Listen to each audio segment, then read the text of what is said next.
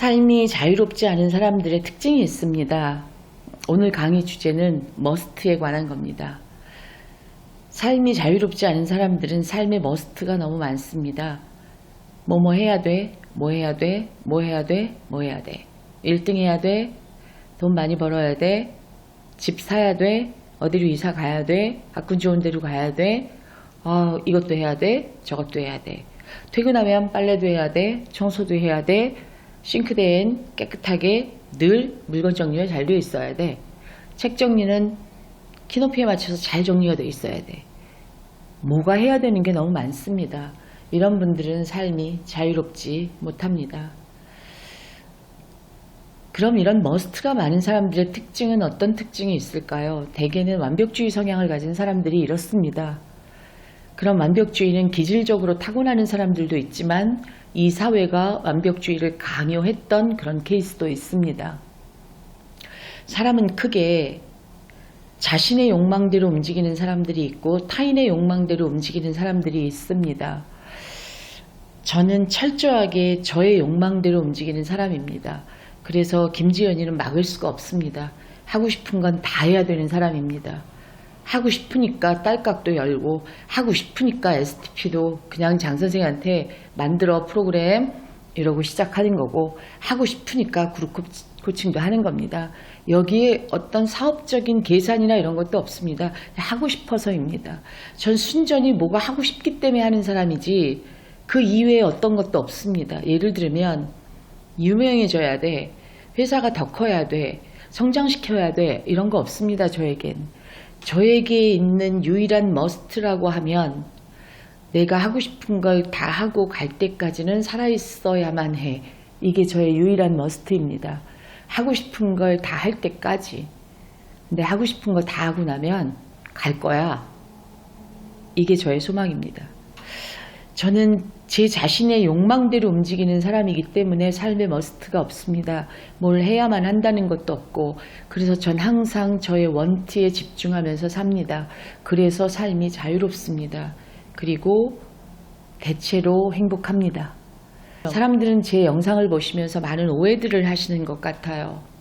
어떤 어머님이 박사님 영상을 보니까 저분은 욕망이 대단하시겠다, 저분은 욕심이 대단하시겠는데 이런 생각을 하셨다고, 그게 상담을 신청하는 데 있어서의 좀 약간 꺼려지는 부분이었다 이렇게 얘기를 하시면서, 근데 막상 박사님 뵙고 나니까 그게 완전히 오해였다는 걸 알았습니다, 이런 분들이 계세요. 저는 원트에 집중하고 사는 사람이지 뭘 해야 되고 성공해야 되고 뭘 얼만큼 가져야 되고 이런 게 없는 사람입니다. 전 타인의 욕망 따위는 중요하지 않습니다. 이 말은 다시 말하면 타인이 나를 볼 때 어떻게 바라볼까, 이거 중요하지 않다는 말씀을 드리는 겁니다. 타인이 나를 볼 때 이렇게 평가하면 어떡하지, 이런 걱정을 저는 안 한다는 얘기입니다. 실제로 이 영상을 찍으면서도 이 영상을 보고 사람들이 이렇게 얘기하면 어떡하지, 전 이런 걱정 따위가 없는 사람입니다. 왜? 타인의 욕망을 전 전혀 고려하지 않기 때문입니다. 그러나 타인의 욕망을 고려하는 사람들은 머스트가 많을 수밖에 없습니다. 왜? 나는 예뻐 보여야만 해. 나는 성공한 사람이어야만 해. 나는 좋은 차를 타야만 해. 나는 이 정도 집에선 살아야만 해. 내 자식은 공부를 잘해야만 해. 이런 머스트가 많다는 얘기는 나의 욕망이 아니라 이 사회가 말하는 욕망대로 움직이고 있기 때문입니다. 그래서 머스트가 많은 사람들은 결코 그 영혼이 자유롭지 않습니다. 그러니 자유롭지 않은 영혼을 가지고 사는 부모들이 자녀를 자유롭게 키울 수 있을까요? 그렇게 키울 수 없죠. 너는 인정받고 칭찬받기 위해서 이 정도는 해야 된다. 너는 내 자식이려면, 네가 내 자식이기 위한 조건이 뭐냐면 넌 잘해야만 한다는 거야. 너는 최소한 아빠 비슷하게 해야만 한다는 거야. 이런 이야기들을 하신다는 겁니다. 왜? 타인의 욕망이 그러하기 때문입니다. 타인의 욕망이란 얘기는 바꿔 말하면 이 사회가 욕망하는 방향대로 좀비처럼 그게 나의 욕망인 것처럼 착각하면서 달리고 있다는 얘기입니다. 그러면 내가 나의 욕망대로 살고 있느냐? 난 지금 왜 이렇게 열심히 살고 있느냐? 이게 혹시 나의 욕망인가? 타인의 욕망인가? 나는 타인의 욕망대로 사나 나의 욕망대로 살고 있는 건가?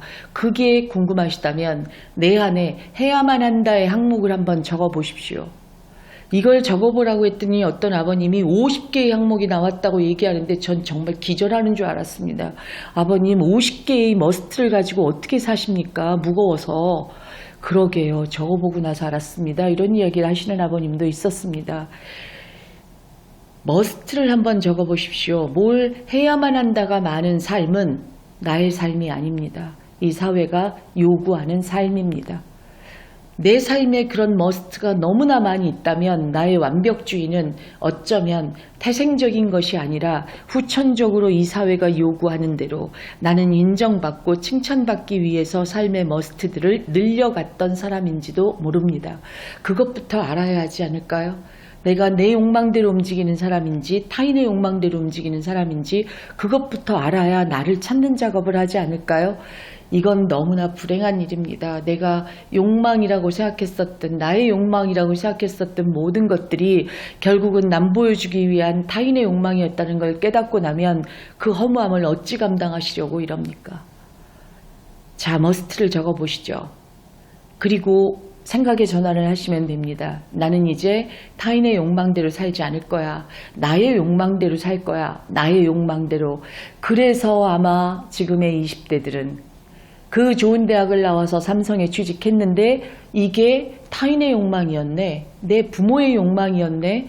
이건 내가 원하던 삶이 아닌데 이러면서 시골로 낙향하고 있는지도 모르겠습니다.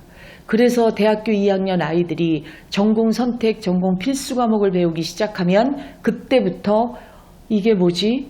이러면서 사춘기를 앓지 않고 승승장구했던 그렇게 좋은 대학을 들어갔던 대학교 2학년들이 그제서야 삶의 의미를 찾고 그제서야 삶이 무엇인지 찾으면서 중증 우울에 걸리는 것.